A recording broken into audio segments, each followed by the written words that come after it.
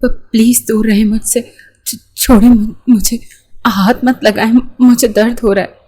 مگر اس کی گرفت مزید سخت ہو چکی تھی۔ تقریباً گھسیٹنے کے انداز میں وہ اسے لے کر جا رہا تھا۔ قدم اس کے بھی لڑکھڑا رہے تھے۔ انابیہ فخر خانزادہ کی گرفت میں کسمسائی تھی۔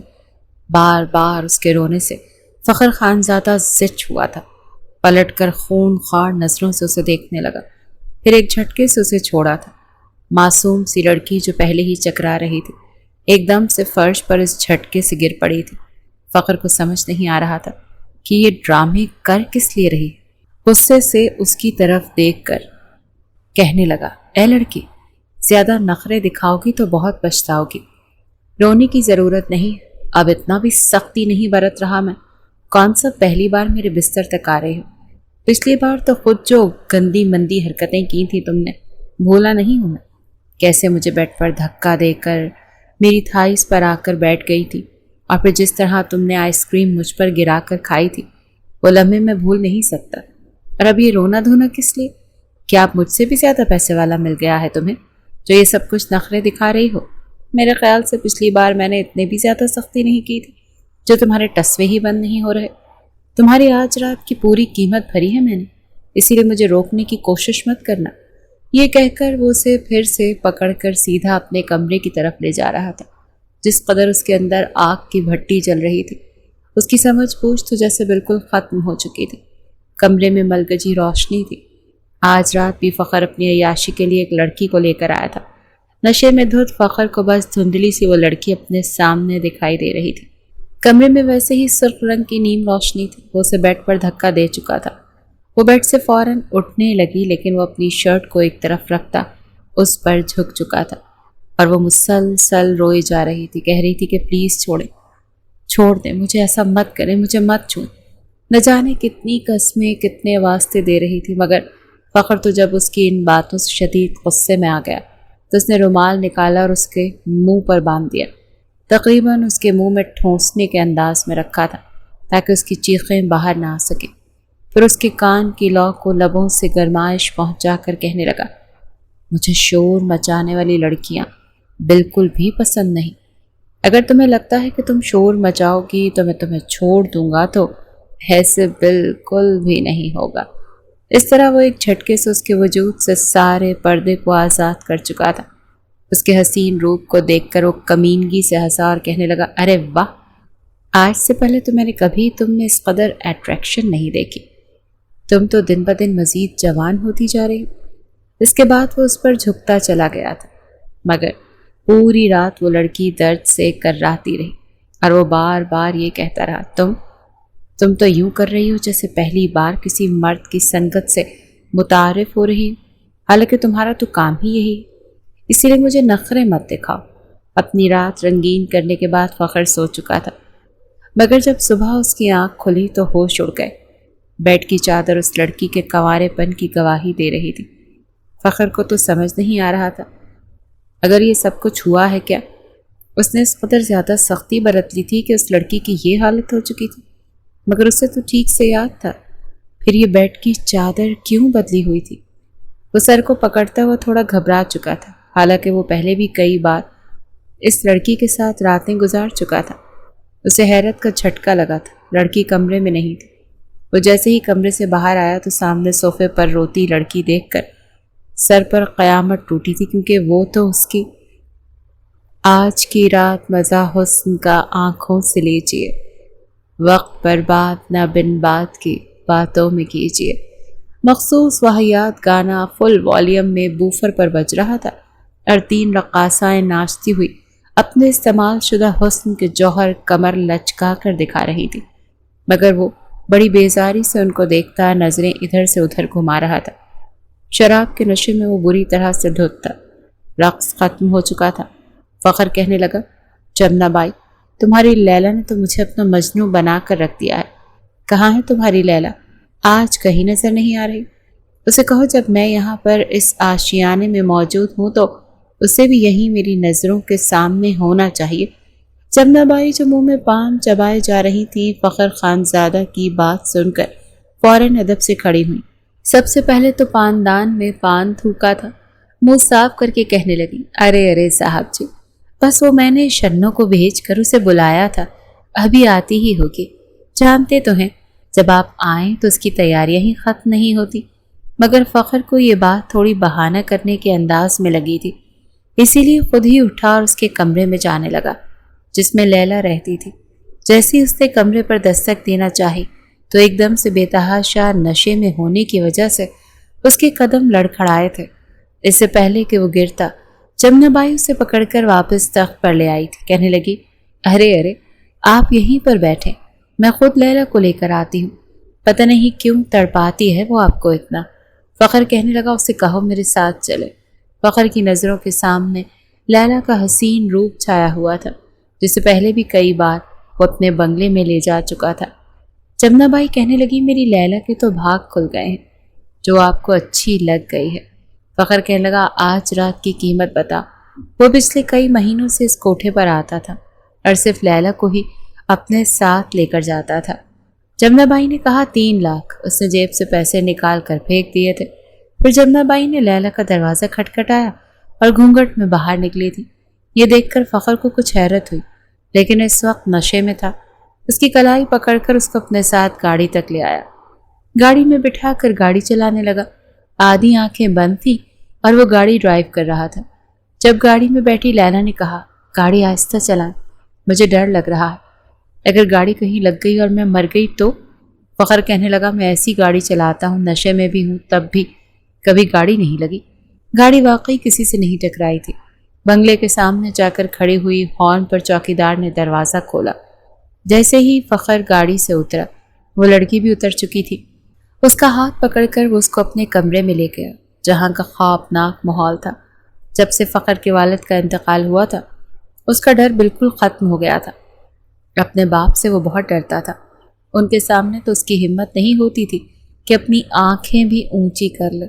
وہ فخر کو پکارتے تھے تو اس کی جان نکل جاتی تھی۔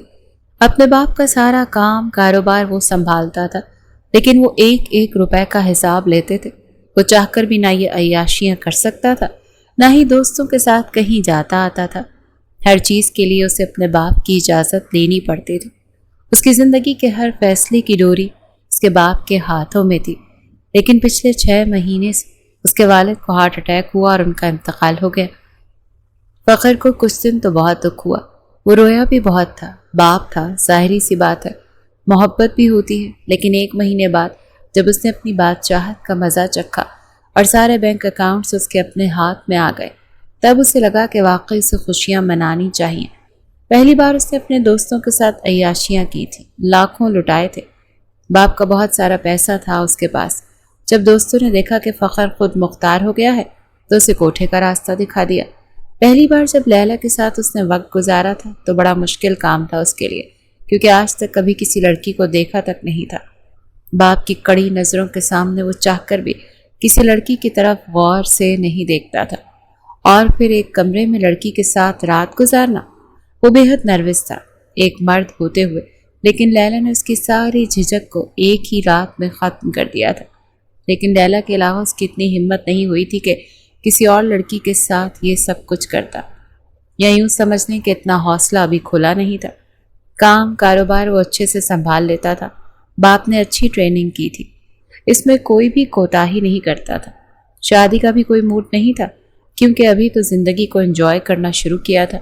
چاہتا تھا کہ اپنی زندگی کی ہر عیاشی کو پورا کرے۔ باپ نے گناہ ثواب کے چکر میں اسے کچھ بھی کرنے نہیں دیا تھا، اور اب آزادی ملی تھی تو کوئی پرواہ نہیں تھی کہ کیا گناہ ہے اور کیا نہیں۔ لیکن آج رات کی صبح نے اس کے ہوش اڑائے تھے۔ رات کو بھی لیلا کا رویہ ویسا نہیں تھا جیسا کہ ہوتا تھا۔ وہ اپنا آپ کسی بھی فخر سے چھڑوانے کی کوشش نہیں کرتی تھی، بلکہ اس کا پورا ساتھ دیتی تھی۔ لیکن آج رات اس کا احتجاج فخر کی مزید ضدی کر چکا تھا۔ پہلی بار اس نے شدت دکھائی تھی کیونکہ وہ اس کا ساتھ نہیں دے رہی تھی، اسے پیچھے دھکیلنے کی کوشش کر رہی تھی، بار بار کہہ رہی تھی مجھے ہاتھ مت لگائیں، پیچھے ہٹ جائیں، اور اسے غصہ آ رہا تھا۔ پہلی بار تو ایسا نہیں ہو رہا تھا، پھر کیا نخرے دکھا رہی تھی؟ وہ تو سکون حاصل کرنے کے لیے اسے لایا تھا، اس کے نخرے دیکھنے کے لیے نہیں۔ لیکن جب صبح بیڈ پر بچھی چادر دیکھی تو ہوش اڑ گئے تھے۔ اس کا دماغ چکرا کر رہ گیا تھا کہ ایسا نہیں ہو سکتا۔ جلدی سے کمرے سے باہر آیا تو بچے کچھ اوسان بھی خطا ہو گئے۔ سامنے لیلا کی جگہ کوئی اور لڑکی تھی، وہ بھی محض 18-19 سال کی۔ گیلے بالوں میں بار بار اسے دیکھ کر نظریں چرا رہی تھی۔ اس وقت نائٹ سوٹ میں ملبوس تھا۔ اس کے پاس آ کر کہنے لگا، کون ہو تم؟ وہ لڑکی کہنے لگی، آپ مجھے اپنے ساتھ لے کر آئے تھے۔ فخر کہنے لگا، میں تمہیں کب لے کر آیا؟ میں تو لیلا کو لے کر آیا تھا۔ وہ کہنے لگی، لیلا نے مجھے اپنے کپڑے پہنا کر بھیج دیا تھا، وہ نہیں آنا چاہتی تھی۔ لڑکی بار بار نظر چرا رہی تھی۔ فخر کا تو دماغ ہی چکرا کر رہ گیا۔ بہرحال لڑکی لیلا سے زیادہ حسین تھی۔ کہنے لگا، جمنا بائی نے بتایا نہیں کہ کوئی کنواری لڑکی بھی اس کے کوٹھے پر آئی ہے، اور وہ تو ایسی انچھوئی لڑکی کے پیسے بہت زیادہ لیتی ہے۔ انابیہ کہنے کی، دیکھیں میں اس قسم کی لڑکی نہیں۔ فخر اسے سر سے لے کر پاؤں تک دیکھ رہا تھا۔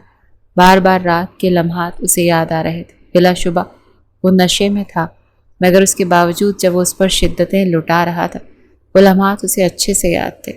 کہنے لگا، اچھا ایسی ویسی لڑکی نہیں ہوں، پھر کوٹھے پر کیا کر رہی ہو؟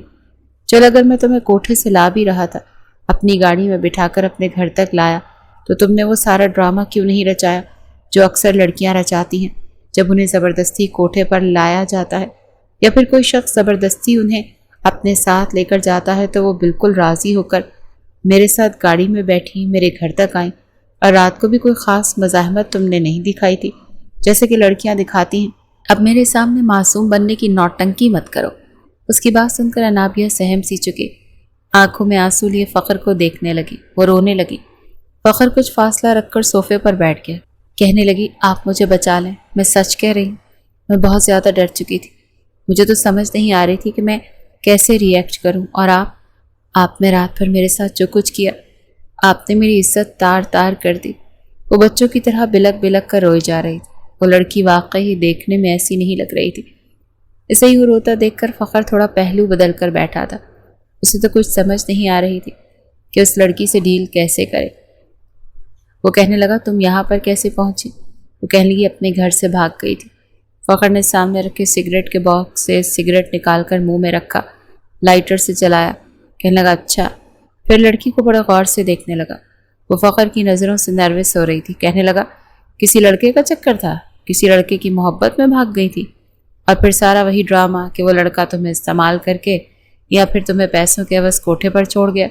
سگریٹ کا ایک کش لینے کے بعد دھواں ہوا میں چھوڑتا ہوا فخر بولا تھا۔ کہنے کی، نہیں، میں کسی سے محبت نہیں کرتی تھی۔ وہ میرے چچا ہیں، میں ان کے پاس رہتی تھی۔ میرے والدین کا انتقال ہو گیا تھا۔ وہ میری شادی ایک بڈھے سے کرنا چاہ رہے تھے، لیکن میں پہلے سے شادی شدہ ہوں۔ یہ سن کر فخر نے پھر سے اسے غور سے دیکھا۔ کہنے لگا، تم پہلے سے شادی شدہ ہو؟ میں نہیں مانتا۔ کہنے لگی، میں تو کہہ رہی ہوں نا کہ میں پہلے سے شادی شدہ ہوں، تو آپ کیوں نہیں مان رہے؟ کہنے لگا، پھر اپنے شوہر کے پاس کیوں نہیں رہتی؟ کہنے لگی، میں نہیں جانتی وہ کہاں ہے، کون ہے۔ اس کو ملنے تو شہر آئی تھی، لیکن جمنا بائی کی گاڑی سے ٹکرا گئی اور وہ مجھے اپنے کوٹھے پر لے گئی۔ بہت بری عورت ہے، بار بار مجھے کہتی تھی کہ رقص کرنا سیکھ، لیکن میں یہ سب نہیں کر سکتی۔ میں نے اسے بتایا بھی کہ میں اپنے شوہر کو ڈھونڈنے آئی ہوں، لیکن اس نے میری ایک نہیں سنی۔ البتہ لیلا اچھی لڑکی ہے۔ میں 2 دن سے روئی جا رہی تھی اور لیلا کے کمرے میں ہی تھی۔ جب آپ نے لیلا کا سودا کیا تو لیلا کہنے لگی، یہ لڑکا بہت اچھا ہے، تمہاری مدد کرے گا، ایسے کرو میرے کپڑے پہن کر تم چلی جاؤ۔ لیکن آپ نے تو رات کو میری کوئی بات ہی نہیں سنی۔ یہ کہہ کر وہ آنسو بہانے لگی۔ آپ نے تو مجھے برباد کر دیا، خدا کے لیے مجھے واپس وہاں چھوڑ کر نہ آئیے گا۔ وہ لڑکی کافی بیوقوف اور معصوم قسم کی تھی۔ فخر کو سمجھ نہیں آ رہی تھی کہ کیا کرے اور کیا نہ کرے۔ لڑکی واقعی شریف تھی، اور رات شراب کے نشے میں اور جس قدر بہکا ہوا تھا اور نائٹ بلب کی روشنی میں تو ٹھیک سے دیکھ بھی نہیں پایا تھا کہ لیلا ہے یا کوئی اور، لیکن رات اس کی بے حد اچھی گزر گئی تھی۔ لیلا نے زیادہ اچھی، لیکن جانتا تھا کہ جمنا بائی سے پنگا لینا آسان نہیں۔ وہ لڑکی ہاتھ جوڑے روئی جا رہی تھی کہ مجھے واپس وہاں چھوڑ کر نہ آئیں، میں آپ کے گھر میں ملازمت کر لوں گی، کام کر لوں گی، لیکن مجھے وہاں نہیں جانا۔ وہ لڑکی ہاتھ جوڑے روئے جا رہی تھی کہ مجھے واپس وہاں چھوڑ کر نہ آئیں، میں آپ کے گھر میں ملازمت کر لوں گی، کام کر لوں گی، لیکن مجھے وہاں نہیں جانا۔ پتہ نہیں کیوں فخر کو اس پر ترس آ گیا تھا۔ اسی وقت اس کے موبائل پر جمنا کی کال آنے لگی۔ کہنے لگی، وہ غلطی سے دوسری لڑکی آپ کے پاس چلی گئی تھی، آپ اسے چھوڑ جائیں۔ یوں تو اس کے میں نے 6 لاکھ رکھنے تھے کیونکہ وہ بالکل کنواری تھی، لیکن بہرحال آپ سے سودا طے ہو چکا تھا، اس لیے میں آپ سے زیادہ نہیں مانگتی۔ جیسے اسے اس بات کا بڑا افسوس ہوا تھا، فخر کہنے لگا دیکھو مجھے یہ لڑکی پسند آ گئی ہے، تم اس کی قیمت بتاؤ، میں اسے خریدنا چاہتا ہوں۔ جمنا کہنے لگی لیکن میں اس لڑکی کو بیچنا نہیں چاہتی، ارے ابھی تو یہ بھرپور جوان ہے، میں کئی سال اسے کیش کر سکتی ہوں، آپ میری لڑکی واپس چھوڑ کر جائیں۔ فخر کہنے لگا دیکھو وہ لڑکی مجھے بتا چکی ہے کہ وہ تمہاری گاڑی سے ٹکرائی تھی، اگر میں چاہوں تو پولیس کو ساری بات بتا سکتا ہوں، لڑکی ویسے بھی تمہارے پاس رہنا نہیں چاہتی، اسی لیے تم پر اچھا خاصا کیس ہو سکتا ہے۔ فخر جمنا بائی کو اچھے طریقے سے ڈرا چکا تھا، وہ کہنے لگی نہیں نہیں، مجھ پر کوئی کیس مت کرنا، ایسا کرو اس لڑکی کو رکھ لو، ویسے بھی یہ میرے کسی کام کی نہیں، جب سے آئی ہے ناک میں دم کر رکھا ہے، رو رو کر میرا کوٹھا سر پر اٹھا رکھا ہے۔ فخر نے فون بند کر دیا، کہنے لگا کیا کیا کام آتا ہے تمہیں؟ انابیہ کہنے لگی سب کچھ آتا ہے، برتن دھو دیتی ہوں، کھانا بنا لیتی ہوں، جھاڑو پوچھا بھی کر دوں گی۔ وہ کہنے لگا دیکھو جھاڑو پوچھے کے لیے ملازمہ آتی ہے، البتہ کھانا اچھا نہیں پکاتی، کھانا تم بنا دیا کرنا، برتن بھی دھو دیا کرنا۔ وہ کہنے لگی ٹھیک ہے صاحب، جو آپ کہیں گے میں کر دوں گی، لیکن آپ میرے شوہر کو ڈھونڈ دیں گے؟ فخر کہنے لگا ہاں بتاؤ، کوئی نام پتہ ہے تمہارے پاس؟ کہنے لگی نہیں نام تو مجھے نہیں پتا، بچپن میں بس انگوٹھا لگوایا تھا نکاح نامے پر، میں اس کا نام نہیں جانتی۔ وہ کہنے لگا کوئی پتہ ہے تمہارے پاس اس کا؟ وہ کہنے لگی نہیں پتہ بھی نہیں ہے۔ وہ کہنے لگا اچھا تو پھر کوئی تصویر دے دو، اسے دیکھ کر ہی کچھ ڈھونڈنے کی کوشش کر لوں گا۔ کہنے لگی میں نے اسے دیکھا تک نہیں، مجھے کیا پتا۔ فخر کو اس لڑکی کی عقل پر افسوس ہوا، عجیب لڑکی تھی۔ کہنے لگا تمہیں یہ تک نہیں پتا تمہارا نکاح کس سے ہوا تھا؟ تم نے لڑکے کو دیکھا تک نہیں، اس کے بارے میں کچھ جانتی نہیں ہو، اور شہر میں اسے ڈھونڈنے آ گئی؟ یہ سن کر وہ لڑکی پھر سے رونے لگی، کہنے لگی آپ کو بتایا تو ہے کہ میری چچی میرے نکاح پر نکاح کر رہی تھی، وہ بھی بڈھے سے، بھاگتی نہیں تو اور کیا کرتی؟ وہ کہنے لگا بھاگنے سے پہلے اپنے شوہر کا پتہ تو اپنے پاس رکھتی، اب جس کو تم نہیں جانتی اسے میں کیسے جان سکتا ہوں؟ فی الحال تو تم کھانا بناؤ۔ یہ کہہ کر وہ اپنے کمرے میں جا چکا تھا، نہا دھو کر تیار ہو کر اپنے آفس چلا گیا۔ رات کو جب واپس آیا تو کھانے کی خوشبو نے اس کی بھوک کو بڑھا دیا۔ فریش ہو کر جب ٹیبل پر بیٹھا تو اس لڑکی نے بریانی اور قورمہ نہ جانے کیا کچھ رکھا تھا۔ وہ بڑا خوش ہوا، پہلا ہی نوالا کھاتے وہ واہ واہ کر اٹھا تھا، کہنے لگا تمہارے ہاتھ میں تو جادو ہے۔ انابیہ بھی بہت خوش ہوئی تھی، کہنے لگی یہ تو کچھ بھی نہیں، مجھے تو اس سے بھی زیادہ اچھی اچھی چیزیں پکانی آتی ہیں۔ وہ کہنے لگا روز ایسے ہی کھانا بنانا؟ کہنے لگی ٹھیک ہے۔ پھر کہنے لگی آپ مجھے تھوڑی سی تنخواہ دیا کریں گے؟ یہ سن کر فخر کا چمچ ہاتھ میں رکا تھا، کہنے لگا تم نے پیسے کا کیا کرنا ہے؟ کہنے لگی جمع کروں گی اپنے پاس، اب ساری زندگی مجھے آپ کے ساتھ تھوڑی رہنا ہے، آپ کوئی میرے شوہر تھوڑی ہیں، ظاہری سی بات ہے مجھے اپنے بارے میں بھی تو سوچنا ہے، میں نے سنا ہے شہر میں کام کرنے کے بہت پیسے ملتے ہیں۔ وہ کہنے لگا تم کہاں سے آئی ہو؟ کہنے لگی گاؤں سے۔ فخر کہنے لگا کیا نام ہے تمہارے گاؤں کا؟ اس بار انابیہ کچھ چپ سی ہو گئی تھی، پھر اس نے ایک دوسرے گاؤں کا نام بتا دیا۔ جب فخر نے اس سے اس کا نام پوچھا تو کہنے لگی میرا نام نور بانو ہے۔ اس نے اپنا اصل نام نہیں بتایا تھا کہ کہیں اس کا چچا چچی اسے ڈھونڈتے ہوئے یہاں نہ آن پہنچے۔ کھانا کھانے کے بعد وہ کہنے لگا دیکھو تم ایسا کرو کہ اتنا بڑا گھر ہے، گھر کے اندر ہی کسی ایک کمرے میں سو جایا کرو، کوارٹر میں مت سویا کرو، اور کوئی تم سے پوچھے کہ تم کون ہو تو ایسے ہی جھوٹ بول دینا کہ تم میری کزن ہو۔ یہ سن کر وہ خوش ہو گئی، سامنے گیسٹ روم تھا، وہاں جا کر سو گئی۔ اگلے روز فخر جب آفس جانے لگا تو کہنے لگی سنیں صاحب جی۔ وہ کہنے لگا کیا ہے؟ کہنے لگی میرے پاس کپڑے نہیں ہیں، اگر آپ کو اعتراض نہ ہو تو میری تنخواہ میں سے مجھے کچھ ایڈوانس پیسے دے دیں یا پھر مجھے کپڑے لا دیں، میری تنخواہ میں سے کر لیجیے گا۔ فخر کہنے لگا اچھا ٹھیک ہے، آفس سے واپس آتے ہوئے میں تمہیں کپڑے لا دوں گا۔ بہرحال رات کو آفس سے آتے ہوئے وہ اس کے لیے سلے سلائے کپڑے اٹھا کر لے آیا، اور وہ اسی میں خوش ہو گئی تھی، جتنی معصوم تھی اتنی ہی بیوقوف تھی۔ ایک بار کپڑے استری کرنے والی ملازمہ نے چھٹی کر لی۔ فخر نے کہا ایسا کرو میرے کپڑے پریس کر کے میرے کمرے میں رکھ دینا، میں نہانے جا رہا ہوں۔ وہ کہنے لگی جی صاحب جی ٹھیک ہے۔ وہ کپڑے پریس کر کے جیسے ہی کمرے میں آئی عین اسی وقت فخر بھی نہا کر تولیہ باندھے باہر آیا۔ فخر کو تولیے میں دیکھ کر وہ بری طرح سے گڑبڑائی تھی، اپنی آنکھوں پر ایک ہاتھ رکھ لیا۔ میں نے کچھ نہیں دیکھا جی، سچ میں نے کچھ نہیں دیکھا۔ فخر خود بھی کچھ تذبذب کا شکار ہوا تھا، اس کے ہاتھ سے اپنے کپڑے پکڑے کہنے لگا جاؤ باہر۔ وہ ویسے ہی آنکھوں پر ہاتھ رکھے اس کے کمرے کے دروازے تک پہنچی تھی، اسے لگا شاید ابھی بھی کمرے کا دروازہ نہیں آیا، اسی لیے دھاڑ سے دروازے پر لگا تھا۔ اس کا سر کیونکہ آنکھوں پر ہاتھ رکھا ہوا تھا۔ سر پر اچھی خاصی چوٹ لگی تھی، لیکن پھر آنکھیں کھول کر جلدی سے دروازہ کھول کر باہر نکل گئی۔ پاگل، بے وقوف، اندھی کہیں گی، فخر منہ میں بڑبڑایا تھا۔ بہرحال کپڑے تبدیل کر کے جب باہر آیا تو وہ ناشتہ لگا رہی تھی، لیکن نظریں نہیں اٹھا پا رہی تھی۔ فخر نے بھی ناشتہ کیا اور اپنے آفس چلا گیا، لیکن وہاں اس کے لیے ایک اور دھماکے دار خبر موجود تھی۔ جیسے ہی وہ اپنے آفس میں داخل ہوا، اس کی سیکرٹری کہنے لگی، سر آپ کے والد کے وکیل آئے ہیں۔ کہنے لگا کہ کیا مطلب، کیوں آئے ہیں؟ کہنے لگی پتہ نہیں، کہتے ہیں کہ آپ سے بات کرنی ہے۔ فخر نے کہا اچھا ٹھیک، آپ وکیل کو میرے آفس میں بھیج دیں۔ جیسے ہی وکیل سامنے کرسی پر بیٹھا تو کہنے لگا، پچھلے 4 مہینے سے آپ 20-25 لاکھ روپے بینک سے نکال چکے ہیں۔ فخر کے ماتھے پر بل پڑے تھے۔ کہنے لگا آپ کون ہوتے ہیں پوچھنے والے؟ کہنے لگا جہاں تک میں نے پوچھ گچھ کی ہے، یہ 25 لاکھ روپے آپ کے کاروبار میں انویسٹ نہیں ہوا۔ فخر کو اس بات پر غصہ آیا۔ کہنے لگا آپ کون ہوتے ہیں میرے معاملات میں ٹانگ اڑانے والے؟ وہ کہنے لگا آپ کے والد کی وصیت تھی، جتنے پیسے آپ خرچ کر چکے ہیں اس سے زیادہ آپ کو اپنے اکاؤنٹ سے کچھ نہیں ملے گا۔ یہ سن کر وہ سیدھا ہو کر بیٹھا تھا۔ کہنے لگا کہ کیا مطلب ہے، میرے باپ کی وصیت؟ وہ کہنے لگا آپ کا نکاح آپ کے والد نے چند سال پہلے کیا تھا اپنے ایک دوست کی بیٹی سے، اور اس پر لکھا ہے کہ ان کی باقی کی جائیداد سب کچھ ان کی بہو کے نام ہے، اور جب تک وہ آپ کے بینک چیک پر سائن نہیں کریں گی آپ مزید پیسے نہیں نکلوا سکتے۔ یہ سن کر فخر کے ہوش اڑ کر رہ گئے تھے۔ وہ تو بھولا بیٹھا تھا کہ اس کے باپ نے 4 سال پہلے اس کا نکاح کروا دیا تھا، اور وہ بھی زبردستی اپنے بیمار دوست کی خواہش پر۔ اس کا نکاح ان کی بیٹی سے ہو گیا تھا۔ وکیل نے کہا جب تک آپ اپنی بیوی کو اپنے گھر میں نہیں لاتے وہ آپ کے چیک پر سائن نہیں کرے گی، آپ کو دوسرے اخراجات کے لیے پیسے نہیں مل سکتے، اور جو پیسہ آپ کے کاروبار میں انویسٹ ہے وہ آپ نکال نہیں سکتے۔ وکیل کی باتوں نے تو جیسے فخر کے سر پر بم پھوڑا تھا۔ کہاں سے ڈھونڈتا وہ اس لڑکی کو؟ وہ تو زندگی میں پہلی اور آخری بار اس گاؤں گیا تھا۔ سمجھ نہیں آ رہی تھی کہ اس کے باپ نے مرنے کے بعد بھی اس پر اتنی پابندیاں کیوں لگائی تھیں۔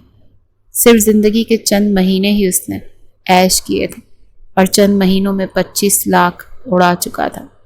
اب اس کے پاس کچھ نہیں بچا تھا۔ بڑا پریشان ہو کر وہ گھر واپس آ رہا تھا۔ سمجھ نہیں آ رہا تھا کہ اب کیا کرے۔ اتنے سارے ملازمین رکھ چکا تھا، انہیں پیسے کہاں سے دے گا، کیونکہ جو بھی کمائی ہوتی تھی سیدھی اکاؤنٹ میں جاتی تھی، اور اکاؤنٹ سے پیسہ وہ تب تک نکال نہیں سکتا تھا جب تک اس اندیکھی بلکہ جو زبردستی اس کی بیوی بن بیٹھی تھی اس کا سائن اس کے چیک بک پر نہ ہو جاتا۔ اس نے نور بانو سے کہا ایسا کرو تم میرا سامان پیک کر دو، مجھے کہیں جانا ہے۔ نور بانو نے اس کا سامان پیک کر دیا۔ وہ اسی گاؤں جا پہنچا، لیکن جس گھر وہ گیا وہاں تالا لگا ہوا تھا۔ جب پوچھا کہ یہاں کے مکین کہاں ہیں تو پڑوسی نے بتایا کہ جن صاحب کا یہ گھر تھا وہ تو انتقال کر چکے، اور ان کی بیٹی کو ان کے رشتہ دار آ کر لے گئے کسی دوسرے گاؤں میں۔ یہ گھر تو کافی ٹائم سے بند ہے۔ وہ لڑکی واپس نہ تو اس گھر پر آئی، نہ ہی اس گھر کو بیچا، نہ کرایہ پر چڑھایا۔ اس لڑکی کو دوبارہ کسی نے نہیں دیکھا۔ فخر تو یہ سن کر اپنا سر پکڑ کر بیٹھ گیا۔ وہ کیا کرے، کہاں سے ڈھونڈے اسے؟ واپس آ کر جب اس نے وکیل کو بتایا تو کہنے لگا دیکھیں کچھ بھی کریں، آپ جہاں سے بھی ڈھونڈیں، جیسے بھی ڈھونڈیں، اس لڑکی کو ڈھونڈیں، ورنہ آپ پر فاقوں کی نوبت آ سکتی ہے۔ ایک گہری سانس خارج کر کے فخر نے وکیل کو دیکھا۔ وہ جن معنی خیز نظروں سے اس وکیل کو دیکھ رہا تھا، وکیل بھی گھور کر فخر کو ہی دیکھ رہا تھا۔ پھر خود ہی بات کا آغاز کرتے ہوئے کہنے لگا کہ فخر صاحب ایسے کیا گھور کر دیکھ رہے ہیں، آخر چل کیا رہا ہے آپ کے اس شیطانی دماغ میں؟ فخر اپنی کن پٹی کھجانے کے بعد ایک گہری سانس خارج کر کے کہنے لگا دیکھیے وکیل صاحب، میرے والد صاحب آج سے 7 مہینے پہلے وفات پا چکے ہیں۔ یہ جائیداد صرف اور صرف میری ہے کیونکہ میں ان کا اکلوتا بیٹا ہوں، اور واضح الفاظ میں میں آپ کو بتا چکا ہوں کہ میں اس لڑکی کو ڈھونڈنے گیا تھا مگر وہ مجھے نہیں ملی۔ اب اتنی بڑی دنیا میں اسے کہاں سے ڈھونڈوں گا؟ آپ میری بات سنیں، ہم ایک ڈیل کرتے ہیں۔ وکیل بھی بڑی فرصت سے اپنی ٹھوڑی کے نیچے ہاتھ رکھ کر اس کی بات سن رہا تھا۔ وہ ہمیں اچکا کر گویا کہنے لگا کہ بولو کیا ڈیل کرنی ہے؟ فخر کہنے لگا میں آپ کو 50 لاکھ روپے دوں گا۔ آپ میرے والد کی وصیت کا یہ پیپر میرے حوالے کر دیں اور بھول جائیں کہ میرے والد نے کوئی وصیت بھی کی تھی۔ 50 لاکھ کی رقم کوئی کم نہیں ہوتی۔ اس کے علاوہ اگر آپ کہیں گے تو میں آپ کے بچوں کا خرچ تک اٹھانے کو تیار ہوں۔ آپ کے بڑے بیٹے کو میں اپنی کمپنی میں اچھی جاب پر پوسٹ کروا سکتا ہوں۔ وہ کسی بھی طرح وکیل کو اپنی باتوں میں لینا چاہتا تھا، مگر وکیل نے تو ہاتھ کھڑے کر دیے تھے۔ واضح الفاظ میں کہہ چکا تھا کہ میں نے آپ کے والد صاحب کا نمک کھایا ہے، میں نمک حرامی نہیں کر سکتا، اور اگر دوبارہ آپ نے میرے ساتھ ایسی بات کی تو میں آپ کے والد کی وصیت کے مطابق اس پوری جائیداد کو ضبط کروا کے ٹرسٹ میں دلوا دوں گا۔ فخر تو سر پکڑ کر بیٹھ چکا تھا۔ کہاں سے لاتا اس لڑکی کو جس سے اس نے نکاح کرتے ہوئے بھی نہیں دیکھا تھا۔ فخر گھر آیا تو ایک بار پھر کھانے کی اشتہا انگیز خوشبو نے اسے خوش آمدید کہا، مگر آج جب اس نے ڈائننگ ٹیبل پر بریانی، میکرونی، سیخ کباب، ساتھ میں رائتا، سلاد اور وائٹ قورمہ دیکھا تو اس کا بی پی ہائی ہو چکا تھا۔ تبھی کسٹرڈ کا باؤل اٹھا کر انابیہ باہر آئی۔ کہنے لگی، صاحب جی آپ آ گئے، میں نے آپ کے لیے کھانا تیار کر دیا، آپ جلدی سے فریش ہو کر آ جاؤ، پھر کھانا کھا لیں۔ وہ مسکرا کر بولی تھی، جبکہ فخر چلا اٹھا، کہنے لگا، فور گاڈ سیک، یہ سب کچھ کیا ہے؟ تم نے اتنی زیادہ ڈشز بنا لی، جانتی بھی ہو ان کی قیمت کیا ہے؟ پاگل ہو گئی ہو کیا؟ مجھ سے پوچھ تو لیتی کیا بنانا ہے کیا نہیں بنانا۔ انابیہ بھی گھبرا چکی تھی، کہنے لگی کہ کیا ہو گیا؟ آپ نے خود ہی تو کہا تھا کہ آپ کو کھانے میں 4 سے 5 ڈشز لازمی چاہیے۔ آپ نے مجھے بتایا نہیں تھا؟ آپ کا کچھ اور کھانے کو من کر رہا تھا، مگر وہ اس پر دھاڑا۔ اس نے صرف چپاتی اور وائٹ قورمہ رکھوایا، باقی سب کہنے لگا جا کر فریج میں رکھو، یہ سب میں کل کھاؤں گا۔ انابیہ تو جتنی بھی حیران ہوتی اتنا کم تھا۔ آخر ہو کیا گیا تھا؟ کہیں کمپنی میں کوئی لاس ہو گیا تھا؟ فریش ہو کر فخر آیا تو اس سے پوچھنے لگی کہ صاحب جی سب خیریت تو ہے؟ کہیں آپ کی فیکٹری میں کوئی آگ واگ تو نہیں لگ گئی؟ فخر نے اسے کھا جانے والی نظروں سے دیکھا۔ وہ کہنے لگی کہ نہیں، وہ میں بس اس لیے کہہ رہی تھی کہ ٹی وی ڈراموں میں ایسے ہی ہوتا ہے نا، جب امیر لوگ ایک دم سے ہوا میں باتیں کرتے ہیں، منہ کے بل زمین پر گرتے ہیں، تو ایسے ہی سب سے پہلے کھانے پینے پر ہی پابندی لگانا شروع کرتے ہیں۔ کہیں آپ مجھے نوکری سے تو نہیں نکال دیں گے؟ نہیں صاحب جی، یہ ظلم مجھ پر مت کرنا، ابھی بھری دنیا میں آپ کے علاوہ میرا کوئی سہارا نہیں ہے۔ بے شک تنخواہ نہیں دینا۔ وہ تو جو منہ میں آیا بولتی چلی جا رہی تھی۔ فخر جو پہلے ہی کافی ڈسٹرب تھا، دونوں ہاتھ اس کے آگے باندھ کر کہنے لگا، چپ کر جاؤ میری ماں، کتنا بولو گی؟ ایک تو ویسے ہی میں پریشان ہوں، اوپر سے تمہاری یہ بک بک، چپ کر جاؤ۔ وہ بچوں کی طرح اپنے ہونٹوں پر انگلی رکھے کہنے لگی، ٹھیک ہے چپ ہوں، نہیں بول رہی اب میں۔ اسے یوں دیکھ کر فخر بھی صوفے پر بیٹھ چکا تھا۔ کہنے لگا، اب دوبارہ مجھے یہاں پر دکھائی مت دینا، اپنے کمرے میں چلی جا، بلا وجہ دماغ خراب کرنے کے لیے آ جاتی ہو۔ وہ اپنے لبوں پر انگلی رکھے فوراً بھاگتی ہوئی اپنے کمرے کی طرف جا رہی تھی، جبکہ کچھ یاد آنے پر رک گئی۔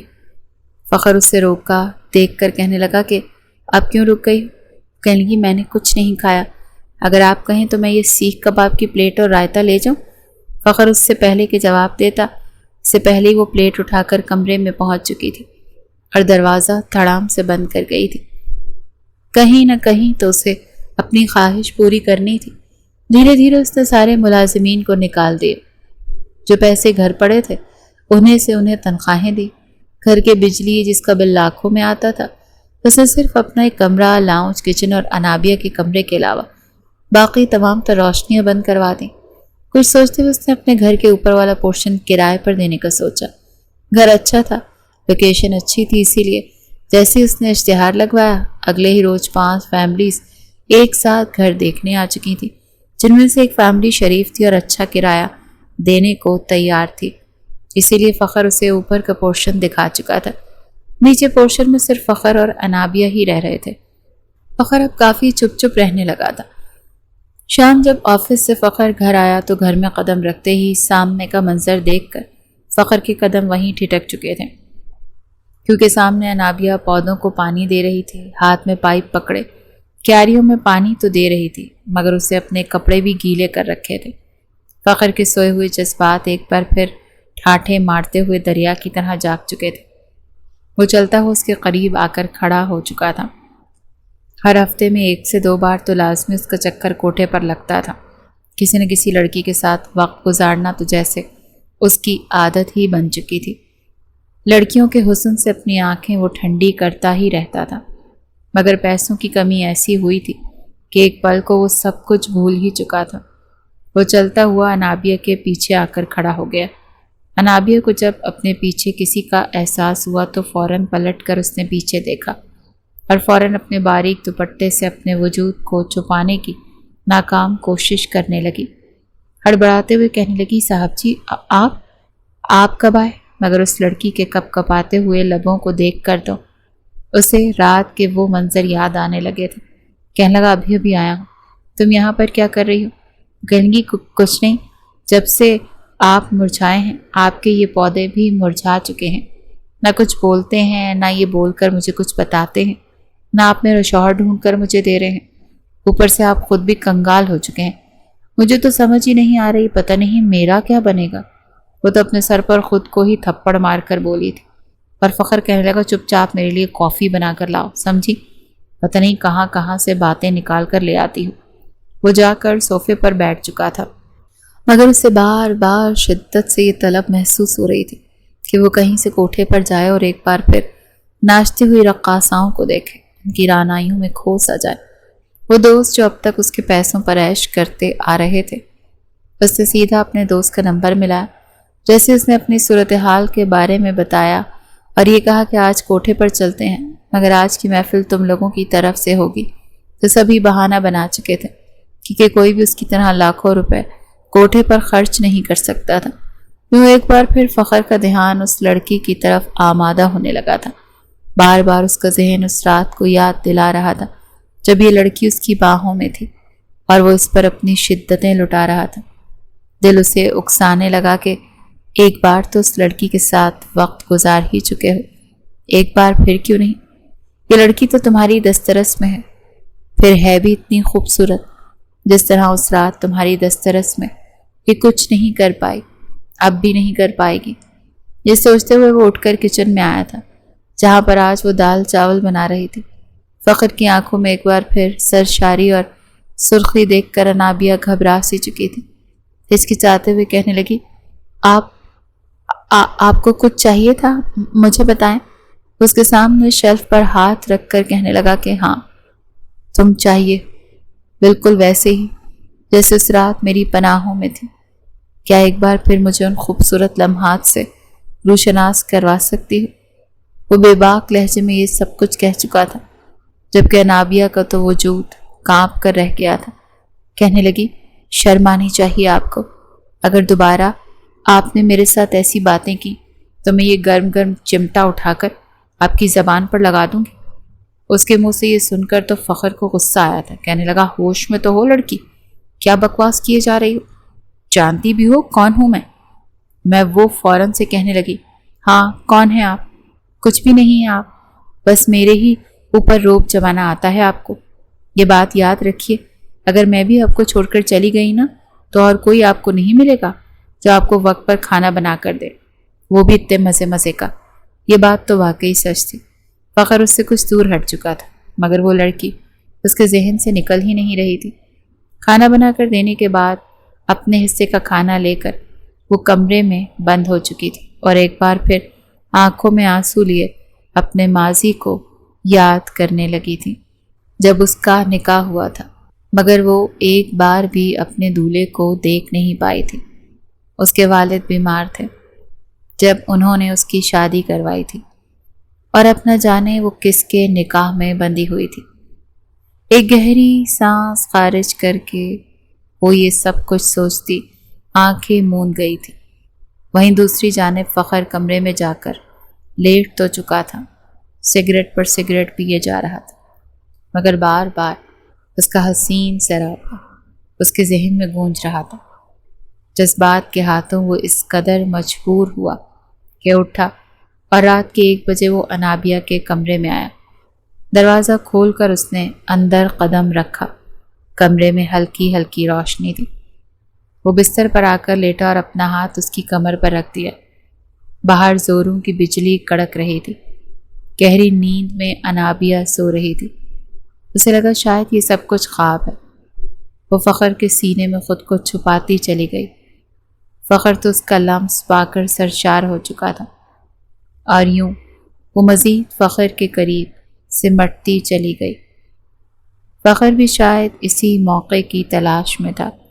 فوراً اس کے ہاتھ گستاخیاں کرنے لگے، اور وہ اس لڑکی کو اپنے قریب پا کر سب کچھ بھول چکا تھا، جو کچھ وہ انابیہ کے ساتھ کر رہا تھا۔ انابیہ کو لگا کہ شاید وہ چیز سب کچھ خواب میں دیکھ رہی ہے، انتہائی بھیانک خواب۔ دھیرے دھیرے فخر اسے ہر پردے سے آزاد کرتا جا رہا تھا۔ وہ مکمل طور پر بے لباس اس کے سامنے تھی۔ فخر تو اس کا حسن دیکھ کر ایک بار پھر مچل چکا تھا۔ نیم روشنی میں اس کا دودھ جیسا سفید وجود۔ فخر جھکتا ہوا اس کی گردن تک آیا اور پھر اپنے لب اس کی گردن پر رکھ دیے۔ دھیرے دھیرے اس کی انگلیوں میں اپنی انگلیاں پیوست کر کے وہ مکمل طور پر اس پر حاوی ہو گیا تھا، اور پھر اس کی دھڑکنوں پر اپنی شدتیں لٹانے لگا۔ جب تک وہ نرمی برت رہا تھا، انابیہ کو یہ سب کچھ خواب ہی لگ رہا تھا۔ دھیرے دھیرے وہ سسک رہی تھی، اور اس کے سسکنے کی آواز پورے کمرے میں گونج رہی تھی، جو فخر کو مزید پاگل کر رہی تھی۔ اس کی سسکیاں سن کر فخر کے جذبات مزید بھڑک اٹھے تھے، اور وہ اپنی شدتوں میں مزید اضافہ کرنے لگا۔ مگر جب فخر کی شدتوں میں تیزی آئی تو درد کی ایک لہر انابیہ کے پورے وجود میں سرایت کرنے لگی تھی۔ درد سے وہ ہلکے سے کرا کر اپنی آنکھیں کھول چکی تھی۔ جیسے اس نے آنکھیں کھولیں تو اس کے پورے وجود کو جھٹکا لگا تھا۔ پورا وجود اسے شل ہوتا ہوا محسوس ہو رہا تھا۔ کتنی ہی دیر تو پلکیں جھپکا کر اس نے دوبارہ کھولی، جیسے اس بات کی تصحیح کر رہی ہو کہ حقیقت میں یہ منظر ہے یا پھر جھوٹ تو نہیں۔ سچ مچ وہ اس وقت اس شخص کی قربت میں نڈھال ہو رہی تھی۔ چلاتے ہوئے اس نے پوری قوت سے فخر کو خود سے جدا کیا تھا۔ جیسے ہی بستر سے اٹھی تو اسے اپنے وجود سے جان نکلتی ہوئی محسوس ہو رہی تھی۔ منہ کے بل وہ فرش پر گری اور رونے لگی۔ کہنے لگی کہ شرم نہیں آتی آپ کو؟ یہ آپ میرے ساتھ کیا کر رہے ہیں؟ آپ کو شرم نہیں آئی؟ میں آپ پر اعتبار کرتی تھی، آپ میری عزت کے ساتھ یوں کھلواڑ کیسے کر سکتے ہیں؟ تب تک فخر کو بھی ہوش آ چکا تھا۔ وہ بچوں کی طرح روئی جا رہی تھی، چلائے جا رہی تھی۔ فخر ایک دم سے شرمندہ سا ہونے لگا، اپنا سر پکڑ کر بیٹھ گیا۔ کہنے لگا، دیکھو مجھے پتہ نہیں چلا، میں سوری کرتا ہوں، معافی مانگتا ہوں۔ اب یہ رونا دھونا بند کرو پلیز۔ اوپر والے پورشن میں آواز گئی تو پتہ نہیں وہ لوگ کیا سمجھیں گے۔ مگر وہ روتے ہوئے کہنے لگی کہ مجھے آپ کے ساتھ یہاں نہیں رہنا، پتہ نہیں میں آپ جیسے شخص پر کیوں اعتبار کر کے یہاں رہ رہی تھی، میں جا رہی ہوں یہاں سے۔ وہ اپنے دوپٹے کو اپنے گرد لپیٹ کر گھر سے بھاگنے لگی تھی، جب فخر اسے اپنی باہوں میں پکڑ چکا۔ وہ بچوں کی طرح اپنے ہاتھ پاؤں مار کر خود کو چھڑوا رہی تھی، اور وہ اس کے پیٹ پر ہاتھ رکھ کر اسے اٹھا کر واپس گھر میں لایا تھا۔ کہنے لگا، چپ، بالکل چپ، خبردار جو تم نے ایک بھی لفظ اپنے منہ سے نکالا تھا۔ ایک دفعہ جب میرے ساتھ وقت گزار چکی ہوں تو دوسری بار بھی گزارنے میں کیا ہو جائے گا؟ وہ روتے ہوئے کہنے کی، میں آپ کو بتا چکی، میں کسی اور کے نکاح میں ہوں۔ آپ کی نظر میں لڑکی کی کوئی عزت ہی نہیں ہے۔ آپ جیسے مردوں کو بس لڑکی ایک ہی کام کے لیے پسند ہوتی ہے کہ وہ آپ کے بستر پر آئے اور آپ کی خواہشات پوری کرے۔ وہ روئے جا رہی تھی، اور اس وقت فخر جی بھر کر شرمندہ ہوا تھا۔ غصے سے اس نے دیوار میں مکے مارے تھے کہ آخر وہ خود پر قابو کیوں نہیں رکھ پایا۔ پھر کہنے لگا، دیکھو، آج تک میں نے کسی سے بھی معافی نہیں مانگی، مگر شاید میری غلطی ہے، مجھے خود پر قابو پانا چاہیے تھا۔ سوری، میں فخر تم سے معافی مانگتا ہوں، مجھے معاف کر دو۔ میں پوری کوشش کروں گا دوبارہ تمہارے قریب نہ آؤں۔ مگر وہ روتے ہوئے کہنے لگی، نہیں، میں ایسے معاف نہیں کروں گی۔ کہنے لگا، اچھا پھر کیسے معاف کرو گی؟ وہ بچوں کی طرح سسکیاں لے لے کر رو رہی تھی۔ پھر کہنے لگی، آپ پہلے سامنے 50 دفعہ اٹھک بیٹھک کریں۔ فخر اس کی بچگانہ حرکت پر اس کی طرف دیکھ رہا تھا، مگر اس وقت اس کے لیے یہ بھی کسی نعمت سے کم نہیں تھا۔ وہ اس کے سامنے اٹھک بیٹھک کر رہا تھا۔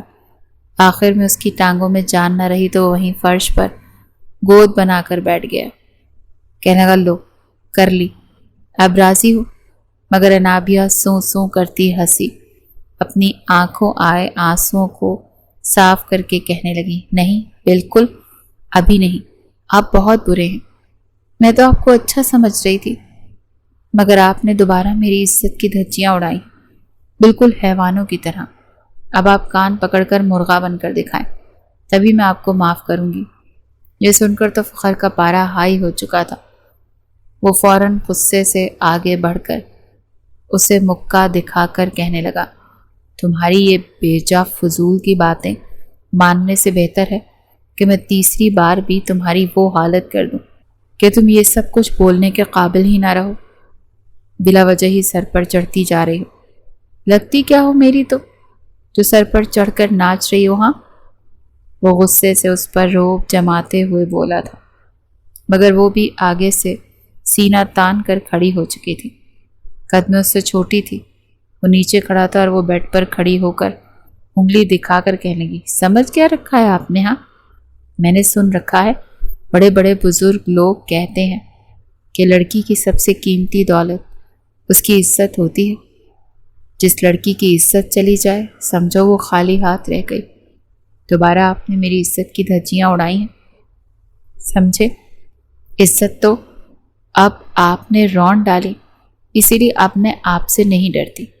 کیا کر لیں گے آپ؟ ہاں، اس کا یوں ڈانٹنا اور اپنے سامنے دلیر ہونا دیکھ کر فخر اندر ہی اندر لطف اندوز ہوا تھا۔ نہ جانے کیوں اس لڑکی کا اسے بولنا اچھا لگنے لگا تھا۔ دل ہی دل میں وہ اسے کچھ پسند بھی کرنے لگا تھا، مگر زبان سے اقرار نہیں کر پا رہا تھا۔ وہ اسے اپنے کمرے سے نکال چکی تھی۔ اگلی صبح وہ ناشتہ بنانے کے لیے بھی نہیں اٹھی۔ فخر نے خود ہی ناشتہ تیار کیا تھا، نہ صرف اپنا بلکہ اس کے لیے بھی جلی ہوئی بریڈ اور جیم لے کر آیا تھا۔ کہنے لگی کہ دیکھو، مجھ سے تو ایسے ہی بنا ہے، مگر وہ یوں ہی منہ پھلائے بیٹھی تھی۔ کہنے لگی کہ اب میں آپ سے تبھی بات کروں گی جب آپ میرا شوہر مجھے ڈھونڈ کر لا دیں گے۔ یہ بات فخر کو آج بری سی لگ رہی تھی۔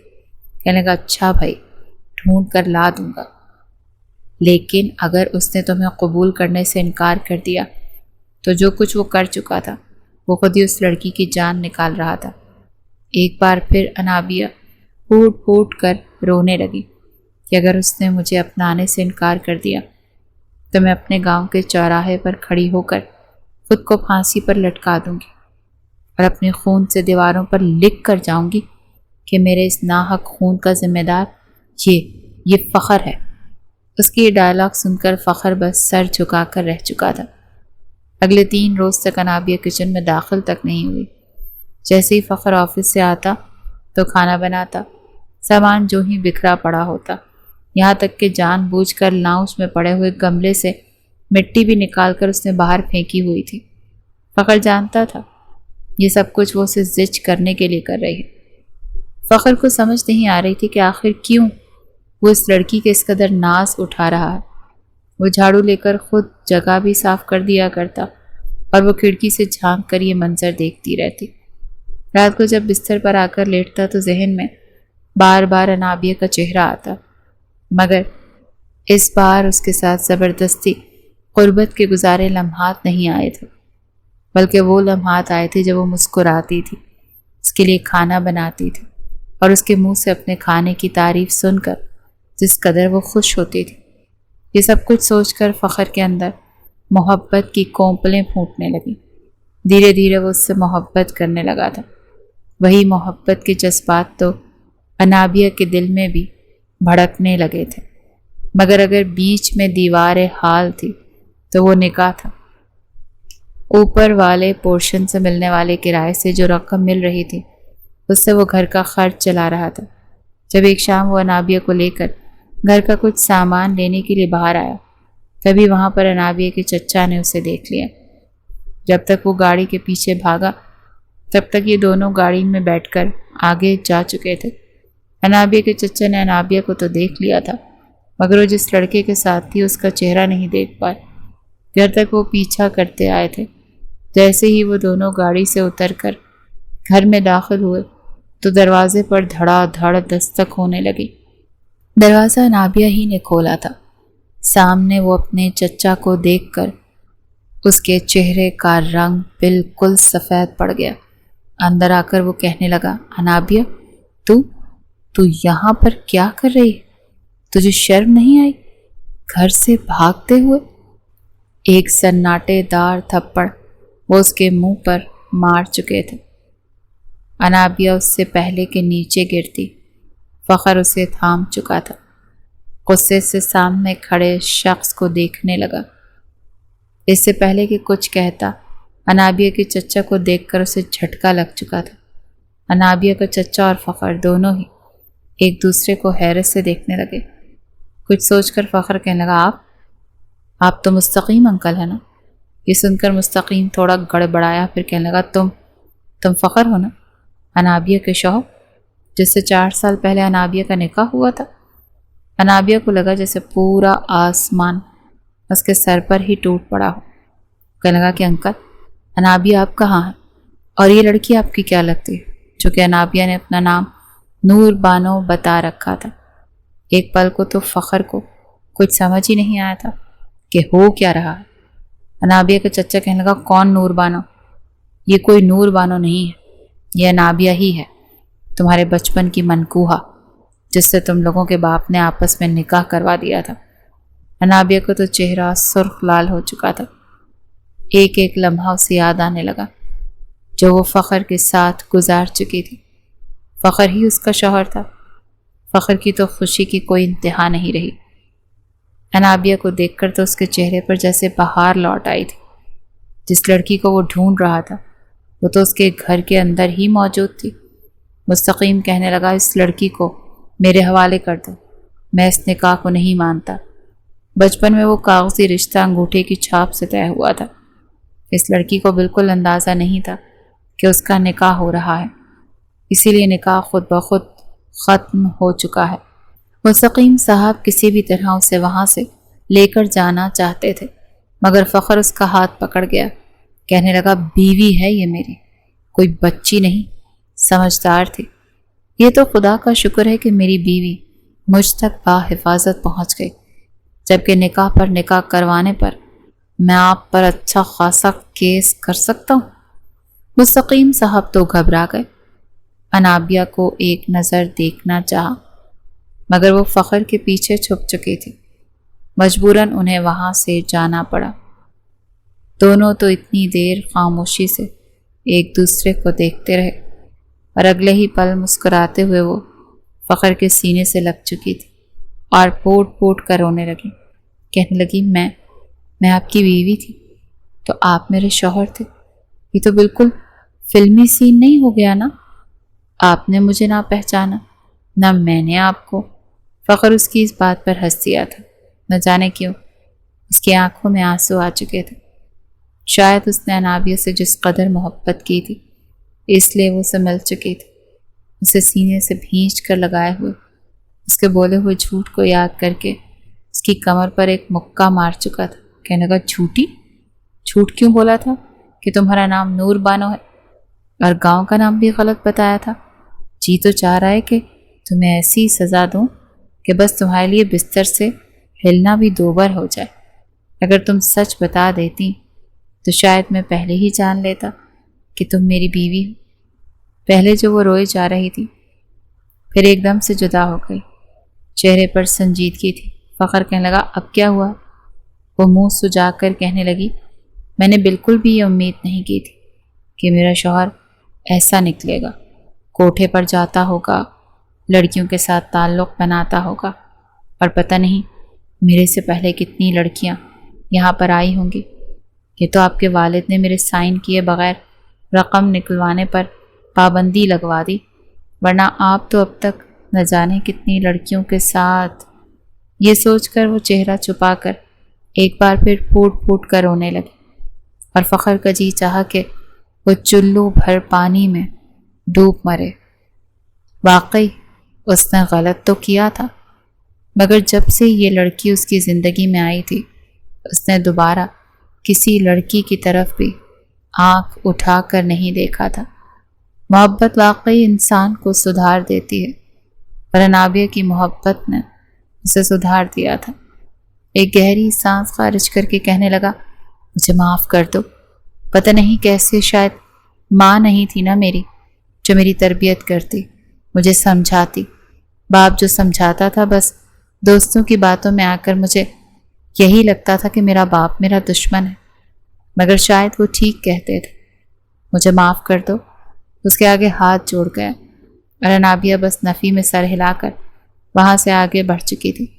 انابیہ نے سائن کیے تھے تو ایک بار پھر فخر کے بینک اکاؤنٹس بحال ہو چکے تھے، سب کچھ معمول پر آ چکا تھا، مگر بس اوور تھنکنگ سے مجبور لڑکی اب جو کچھ ٹھیک ہو رہا تھا تو اسے یہ باتیں ستائے جا رہی تھیں کہ اس کا شوہر اس سے پہلے کوٹھے پر جا کر نہ جانے کتنی لڑکیوں کے ساتھ رشتہ قائم کر چکا ہوگا، اور تو اور نشہ بھی کرتا رہا۔ فخر کے لیے پہلے یہ باتیں بالکل عام سی تھیں، لیکن اب اس لڑکی کو اداس دیکھ کر وہ خود بھی بہت پریشان ہو چکا تھا۔ اس روز تو وہ باقاعدہ اس کے سامنے گھٹنوں کے بل بیٹھ کر کان بھی پکڑ چکا تھا۔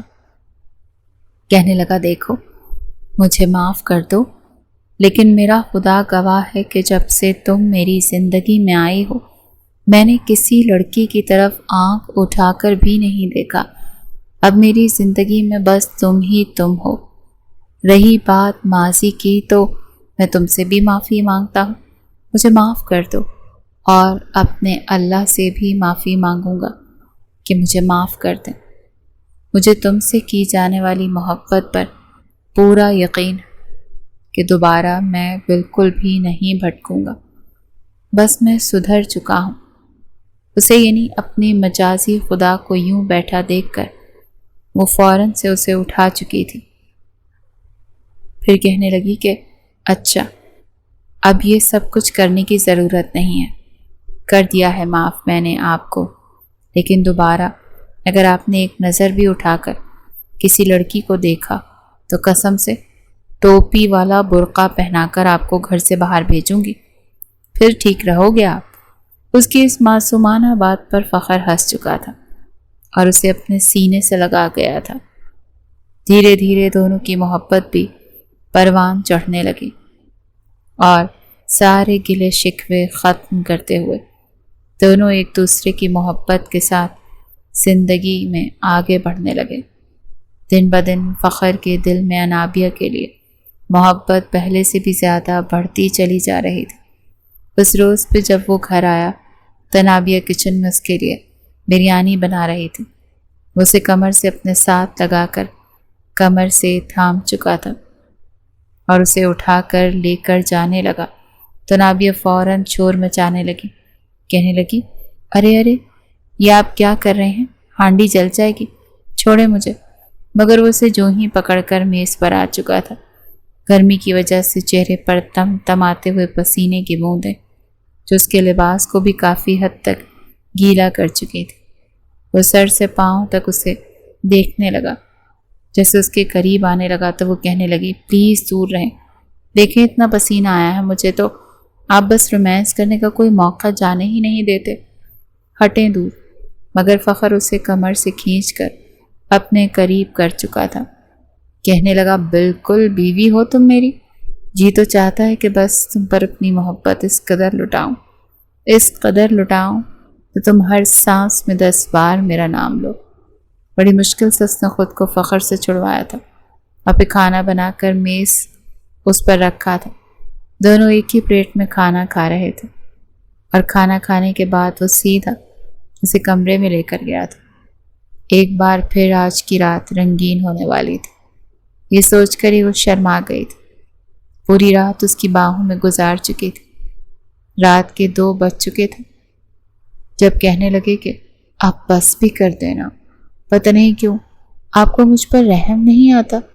مگر وہ کہنے لگا بس تم یہی سمجھنا کہ میں تم پر ظلم کر رہا ہوں، میری محبت ہے یہ جو تم سے آئے روز برداشت ہی نہیں ہوتی۔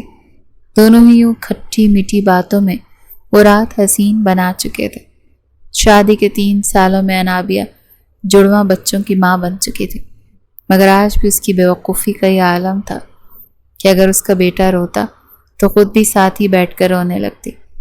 بچوں کا سریلیک تو وہ خود ہی کھا جایا کرتی تھی، اور فخر اسے آنکھیں دکھاتا رہ جاتا تھا کہ تم تو میرے بچوں کو بھوکا ہی مار دو گی۔